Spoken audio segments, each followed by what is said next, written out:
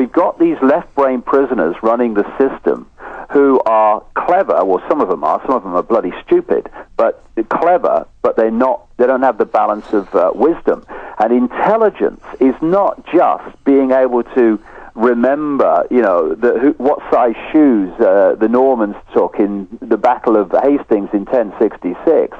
It's being able to see things that less intelligent people can't see. And I'll give you an example of the difference. I spoke at the Brixton Academy in London to 2,500 people about a month ago, and in that audience was every race, every income bracket, every range of society, age, the lot. And I gave them everything I could give them, because the reason they were there is they had open-minded intelligence. But when I spoke to these, quote, brilliant students at Oxford University, I'm sitting in the hotel room in the afternoon thinking, how do I put this in baby steps so these people have any chance of getting it? It's because we have misunderstood what intelligence is. And intelligence is not just academia as we perceive it. It's the wisdom to see things, to see the connections of things. It locks into intuition. I agree. Let me ask you a question. Rather than thinking. Let me bring forward an example of what I think of as wisdom. Exactly. They can come up with a GMO food that makes some huge profits and corners the market on food.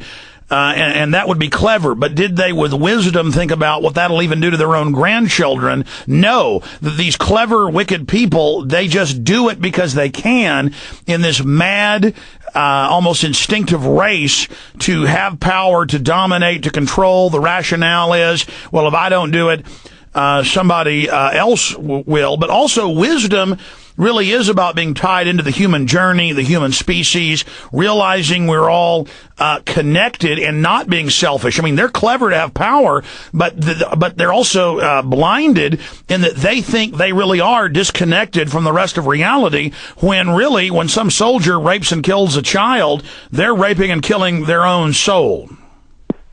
Exactly. And Einstein said that you cannot solve problems with the same level of... His phone's totally cutting out. David, I got to stop you again. Can you wiggle that cord? David, stop. I need you to wiggle that cord in that phone, or we may have to reconnect with you. Because you... I tell you what, when we have a break, I'll try the other phone on the other side of the room. That's what we'll do. That's perfect. We'll call you on the other phone. Okay, you're back now. I can barely hear you say Einstein. Yeah. What I was saying is Einstein said that you cannot solve problems with the same level of consciousness that created them. And that's what we're constantly trying to do. And that's why, you replace a government with another party. But that party, be it Democrat or Republican, Labor or Conservative, is coming in with the same level of consciousness, i.e. the political system's consciousness, as the one it's replacing. So instead of solving problems, it just creates more. And we're at a point now where we need to move to another level of consciousness. And overwhelmingly, this is again connected to getting out of the left brain dominated reality, so that we can see how we're creating these problems. Because if you're at the same level of consciousness that created them, you can't see how the problems are being created. So you just go round and round and round. And what's happening is more and more people who haven't necessarily been through the education system and got degrees and bits of paper and letters after their name, they're opening to a level of consciousness which is higher than that which created the problems, and therefore they can start to see ways out of here.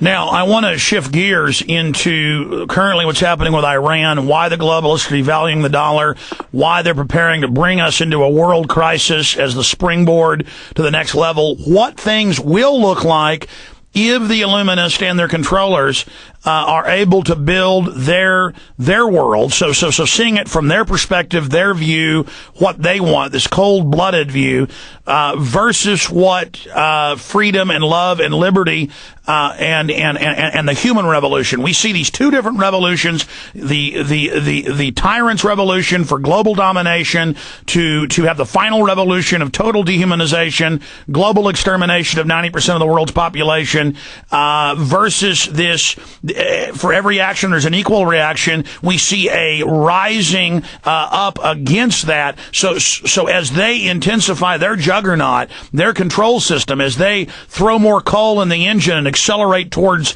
Armageddon, we see another massive force, love and liberty and decency and honor and wisdom, rising up against it.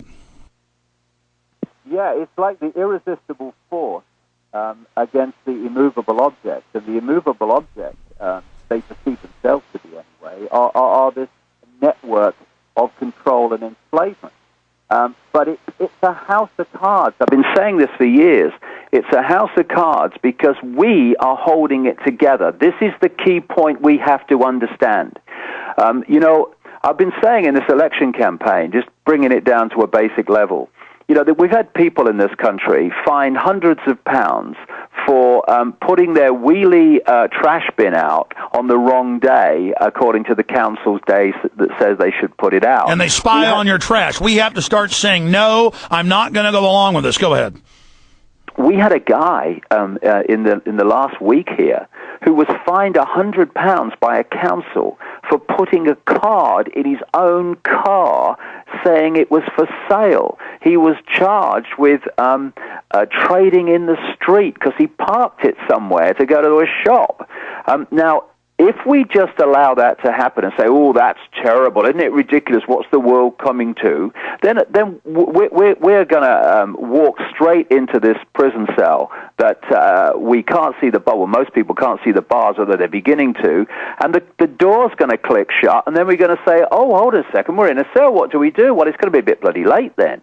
What we need to do now is to have a non-violent, absolutely non-violent, non-cooperation campaign with the system that's enslaving us. If someone's fined for putting a wheelie bin out on the wrong day, then hundreds and thousands of people need to put their wheelie bin out on the wrong day indefinitely until the laws change. People need to go round with cards in their cars with adverts on until the laws change. This is the only way we're going to do it, because politicians aren't going to change it.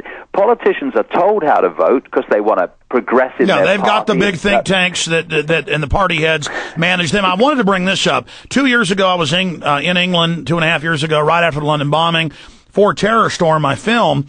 And the police, when I was being quiet, I'd be standing there videotaping somewhere in London or outside London, and cops would walk over and say, I'm putting you in a database. You're not allowed to videotape in this country. No. I'd be talking to crowds of people. They'd walk over and say, you're not allowed to talk to people. And it was before they banned protest around Parliament. It was about a week later they did, and they just said, we don't care, you're not allowed to be here, no law. And now they're even coming up to mainline reporters. And how did they get these police, these bobbies, to with pleasure come over, and now it's in the British news. They harass everyone, even mainline reporters. They tell people don't talk to others in the streets. I mean, this is worse than East Germany, and it just happened overnight, David. Yeah, well, I had shall we say, an animated discussion with some policemen when I was filming a television program. And I was in Parliament, and they came over to me and said, excuse me, have you got permission? I said, what permission? I said, I pay taxes to pay for this place. And they said, oh, well, we had to come over because we've got cameras all around Parliament Square, so we had to come over and see what you were doing. I said, well, you've got cameras all over Parliament Square. Look at your screens and you'll see. Go away. And this has happened very quickly, and there's something going on.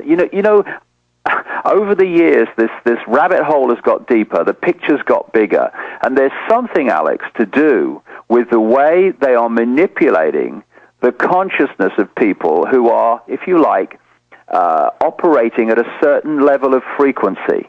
The brain is an electromagnetic, electrical operation. It's like a computer. Like the whole body's like it's electrochemical.